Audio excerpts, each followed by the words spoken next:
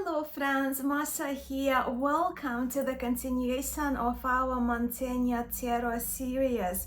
In today's feature, we will be having a look at the fourth group of 10 cards of the Mantegna LadenSpelder Tarot. This is the B group of 10 cards, which is allocated to virtues and to universal principles.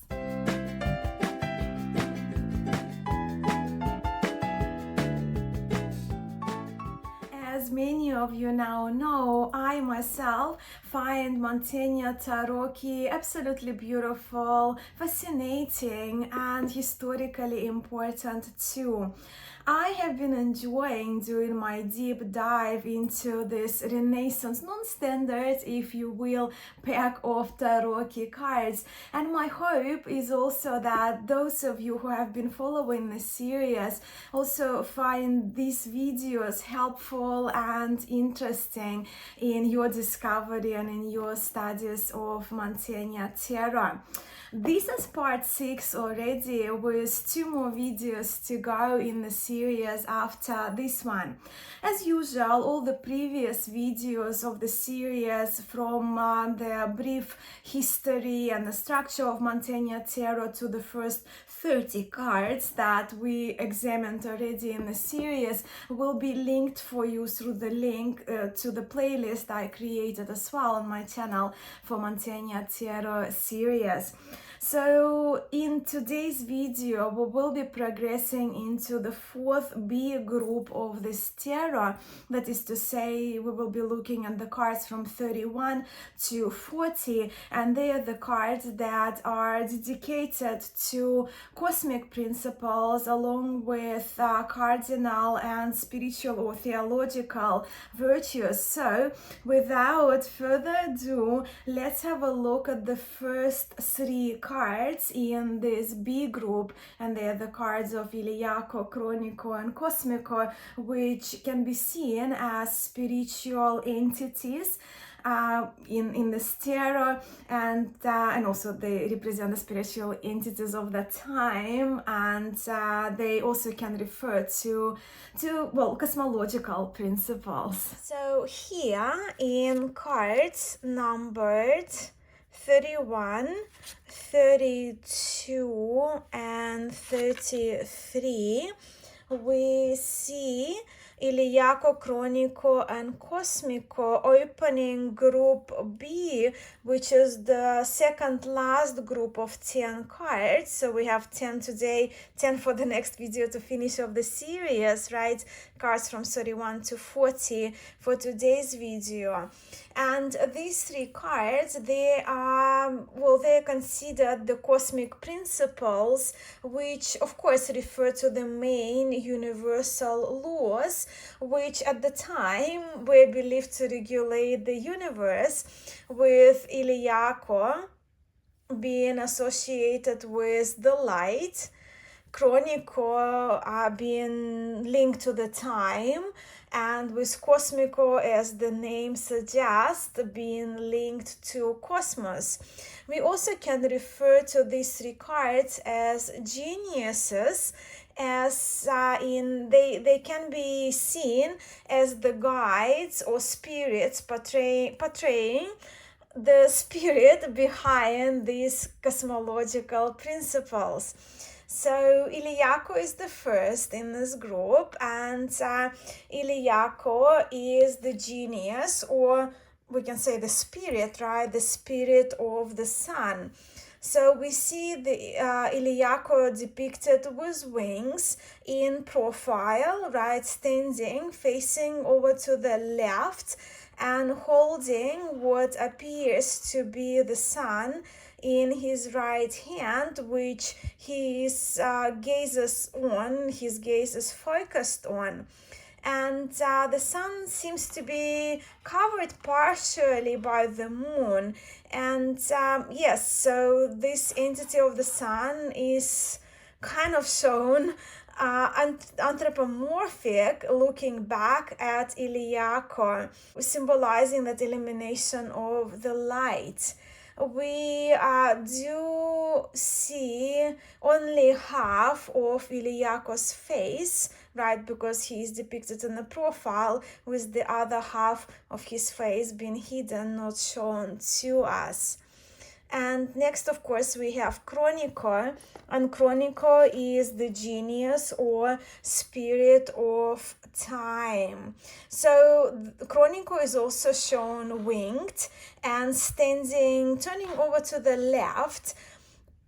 The background is actually quite interesting behind Chronico as we observe those two trees standing out, right? So they're kind of two three-tiered trees, which may refer to the feminine and masculine, the reference to the two, and which we also see in this gesture here with his two fingers, the way they're folded almost like in a mudra shape, right? But the way the fingers of his left hand, the fingers of the left hand are placed in. Chronico is, he kind of looks slightly down, but over the Ouroboros that he is holding in his right hand. And the Ouroboros here depicted not as a serpent, right, not as a snake, but more as a dragon biting its own tail. Ouroboros can represent the cyclical nature, I guess, right, of everything, and cyclical nature of the universe, and represent continuity with no beginning and no end. And then there is Cosmico, the genius or the spirit of cosmos, with cosmos meaning arrangement or order in its translation, cosmos, the translation from Greek. Cosmico is the last winged figure in group B of Mantegna Tarot.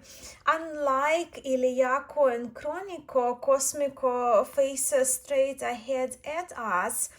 And also Cosmico represents the entire universe. He's holding a sphere in his right hand, where we see the entire cosmos, the starry sky above and the world below. Giordano Berti, he further introduces the premise that Iliaco, Chronico and Cosmico could represent and could correspond to the different faculties of the human soul in Giordano Berti's words.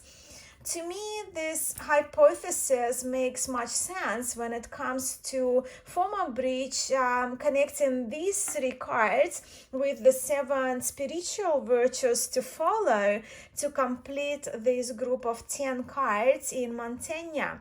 So looking again at these 3 cards, as they are the ones representing the faculties of human soul as per Giordano Berti's booklet, we can also see Iliaco as the intellectual soul, the voice of reason, and the voice of reason and encompassing mental capacities of an individual, right? And the perception that an individual have of the reality. With Chronico, Chronico can refer to the nutritive, propagative, reproductive processes and can be seen as the vegetative soul, where Cosmico can be correlated with the senses, the sensitive soul in Giordano Berti's words. The next 7 cards are allocated to virtues, with the first 4 of them, temperance, prudence, fortitude, and justice, being cardinal virtues. While the 4 cardinal virtues have carried Christian annotations for a long time, they actually were first introduced long prior Christianity by Plato. And the four cardinal virtues, they are linked to fundamental ethics, fundamental ethical principles described in classical philosophy. So with that, the four cardinal virtues constitute the morals, the moral principles, or the rules for an individual to abide by. In what we refer to, of course, the traditional tarot decks of 78 cards, we only see 3 of the cardinal virtues represented, with them being the temperance, justice, and fortitude or strength. And we will have a look as well now at a few virtue cards that I pulled from some of my favorite decks. And here are our 4 cardinal virtues. Right, the cards 34, 35, 36, 37, with the temperance beginning this mini group, if you will, right? This category of this group. So temperance is the virtue of moderation, and is depicted in Mantegna Tarot as a young woman with very tranquil composure. And I have always seen temperance. I've always seen temperance as the alchemist in tarot, transforming one liquid into the other, diluting and moderating when needed. And to me that applies not just the literal liquids that in here we don't even see very clearly that the liquid is poured. It's just more the symbol of those 2 jugs. But for me that tempering and moderating applies to human qualities, to human desires as well. So temperance in Mantegna, she's holding a jug in each of her hands. And yes, as I just mentioned, we hardly see any liquid poured in here, which of course we do see in the tarots that we are possibly especially in the English speaking world, we are more accustomed to. And yes, so let's talk about this card first before I get carried away.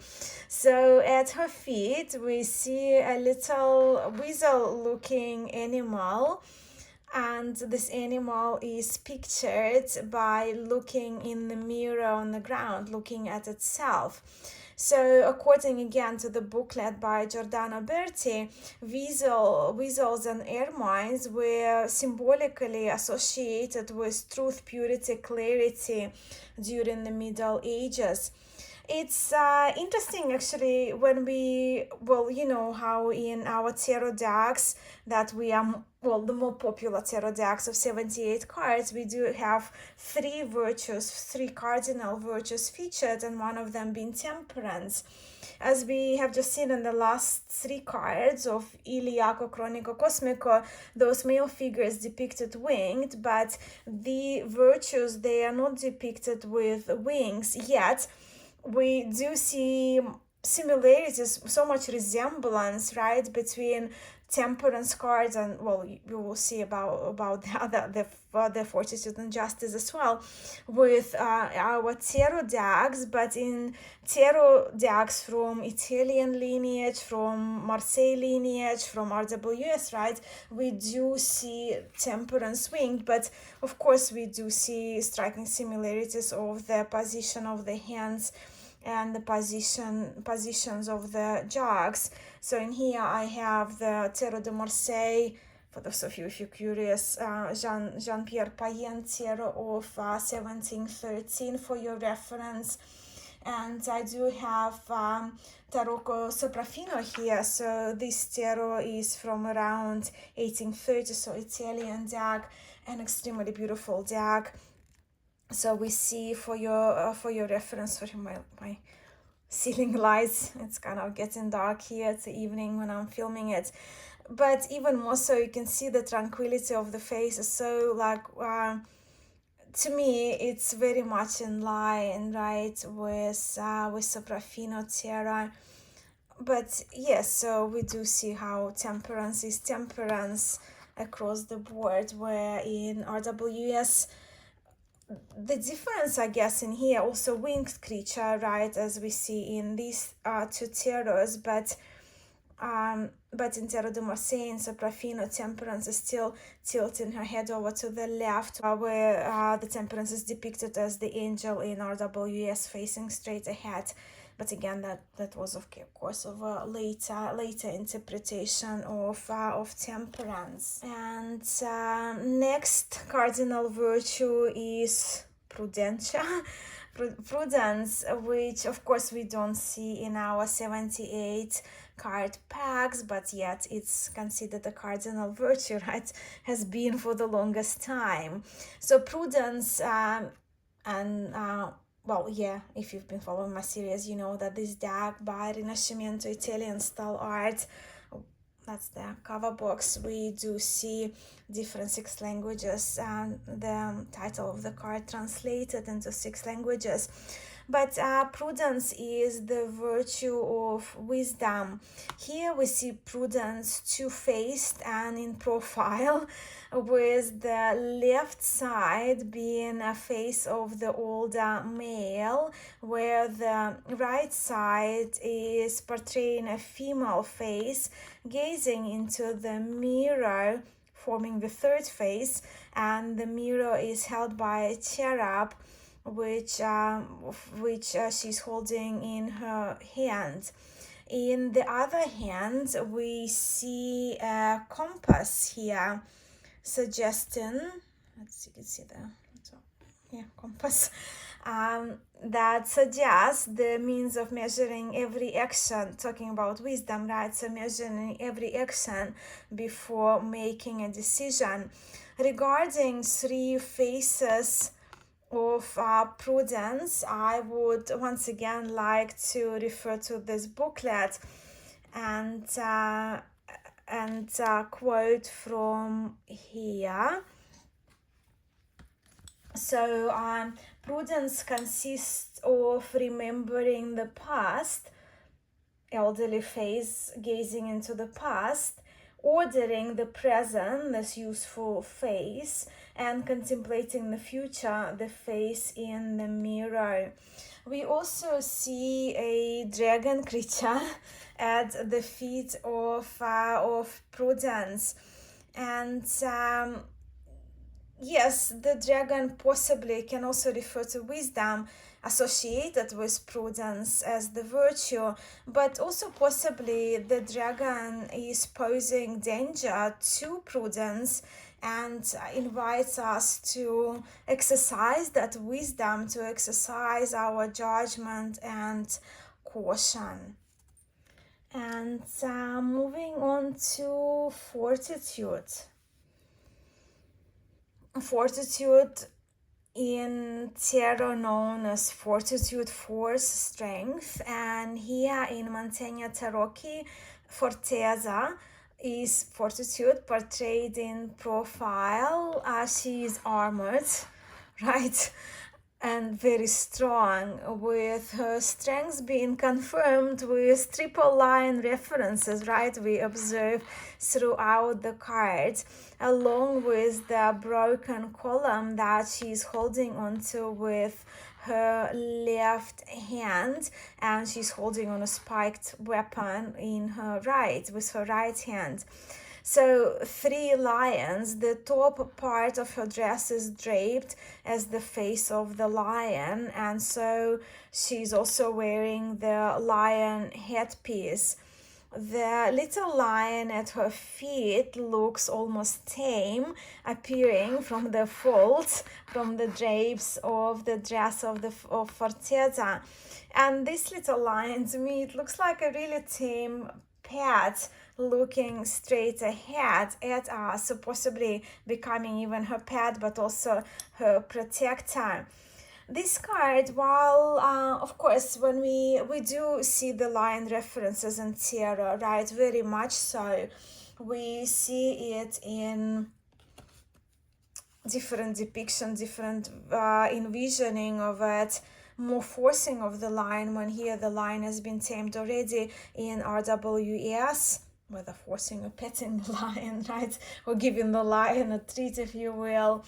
We see also the female figure with the lion not winged, so see how the Temperance was winged, the Fortitude is not in Tarot de Marseille. And for this, not comparison, but just, I guess, to demonstrate that some of the older decks, right, they depicted the Fortitude card with the column. I also pulled one of the beautiful cards, and this one is Naibi e Giovanni Vacetta Tarot. This is El Minighello's version, but there is a Lo Scarabeo version of it as well. This one is originally from late 1800s, so dating 1843. But when we see the Fortitude, we do see the lion more under her command, more pet-looking lion, and we do see this column as well in this card.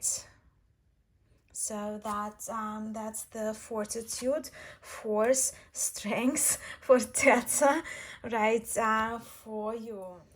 The last of the cardinal virtues represented in Mantegna Tarot, of course, is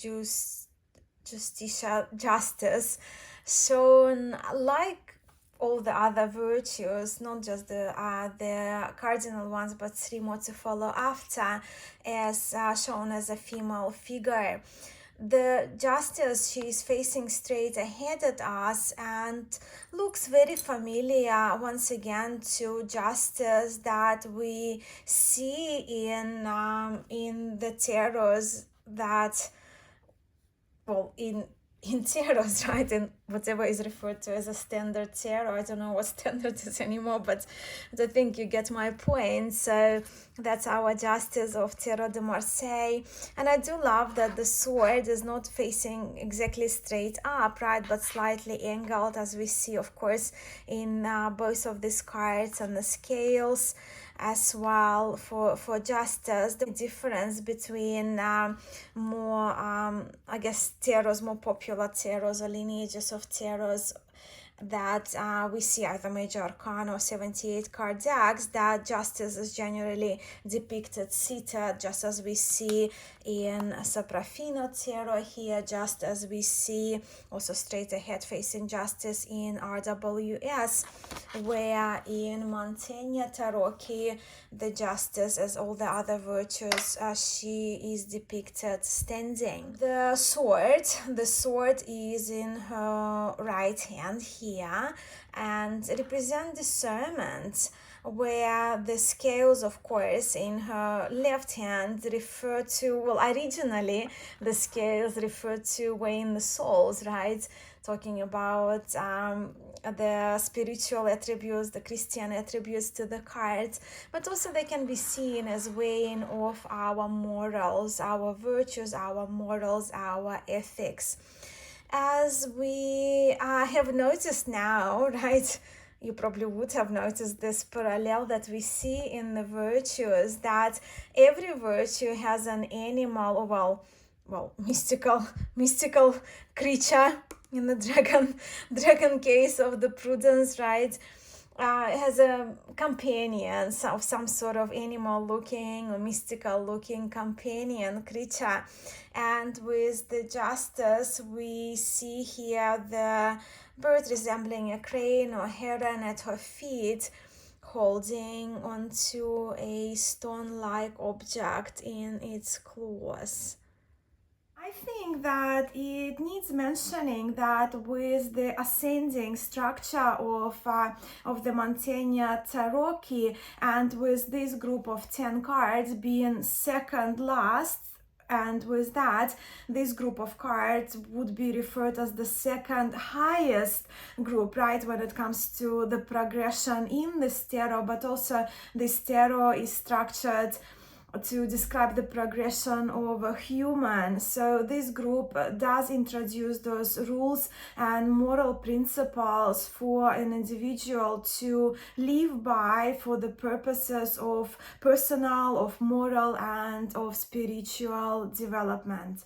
And now we are moving on to the last three, the cards 38, 39, and 40. So they are the last of the additional spiritual virtues of charity, hope, and faith, with charity being our next card to have a look at.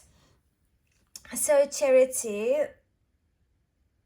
I mean, yeah, if you've been watching my series, I so admire the engravings done by Johann LadenSpelder. Hence this version of the tarot is called Mantegna LadenSpelder Tarot.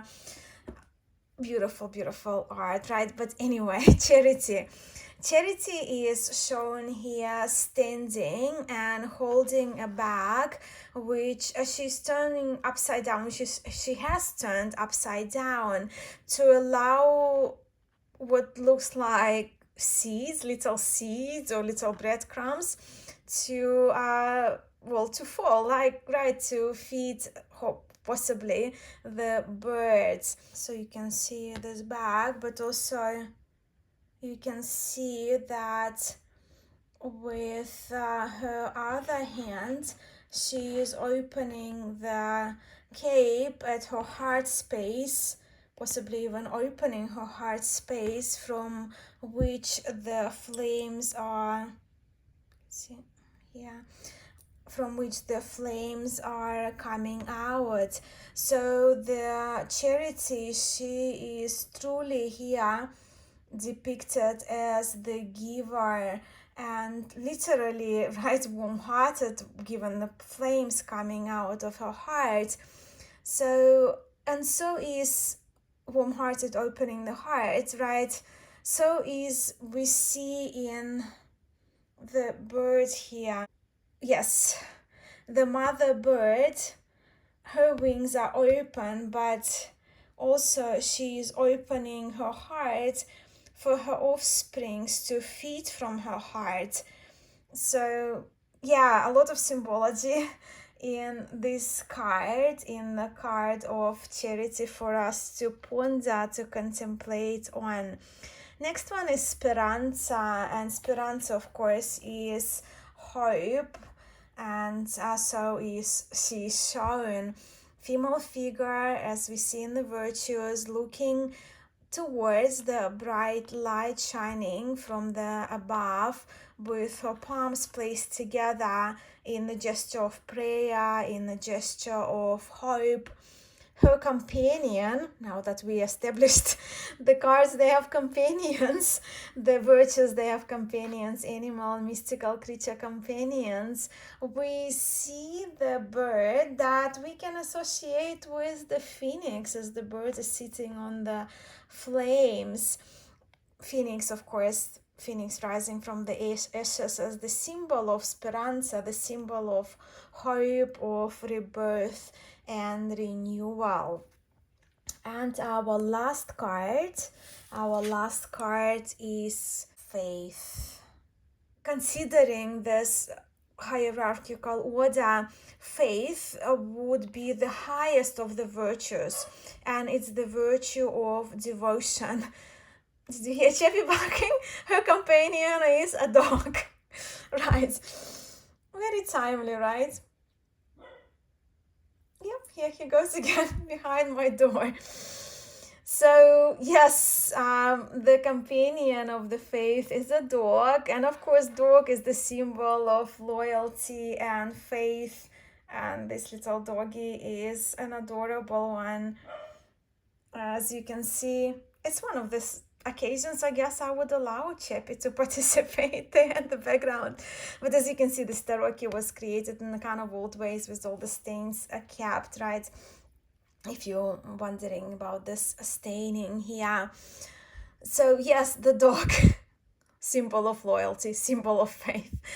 The face she's shown standing, she's holding a chalice in her right hand and a cross in her left. In Christian interpretation, and given the origin of Mantegna Tarot too, the chalice can refer to the blood of Christ, and the cross can symbolize his body, making faith a traditional symbol of Christian faith.